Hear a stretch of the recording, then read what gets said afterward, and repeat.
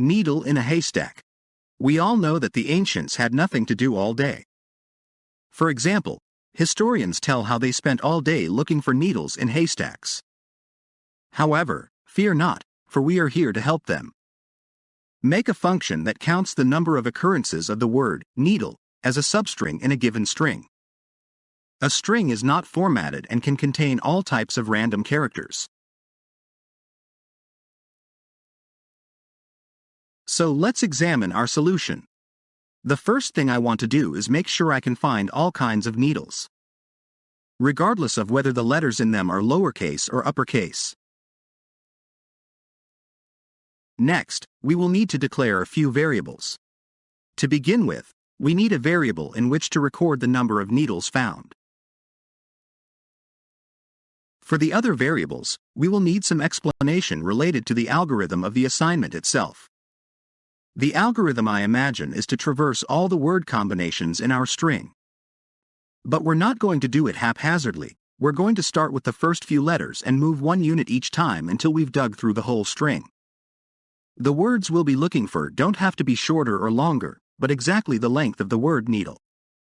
For this, I first want to determine the length of the word needle using the len command. In this case, it is exactly 6 letters, but it is an excellent practice to use such conditional commands to make our functions work without having to remember any information about how they work. This is especially important when we have large programs where we have a lot of work to do and often have to make changes. A good example is if we wrote a function without using the len command. Then, if we decide to change the word needle to some other word, we have to remember that we will have to make a change in the body of the function as well.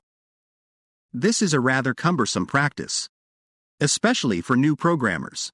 Their brains have not developed the necessary cognitive abilities and they have difficulty working with code. Old programmers, on the other hand, try their best to reduce their workload so that the work goes better. Next, I want to know exactly how long the whole haystack is. We don't know how many letters it is. So, we use the len command again. So, it's time to start the search itself.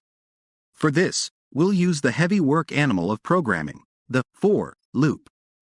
It will start searching from 0 and go to almost the very end of our string.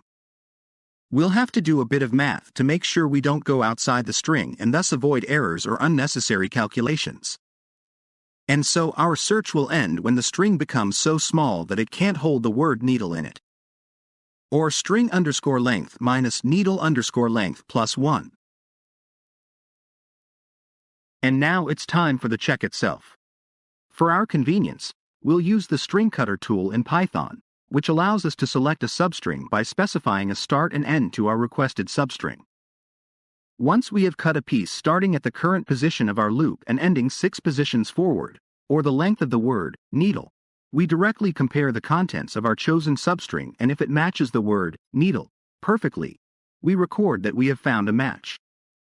We do this by increasing the value of the count variable by 1, by using one of the special operators provided, plus equal. Once we check the whole string, our job is done.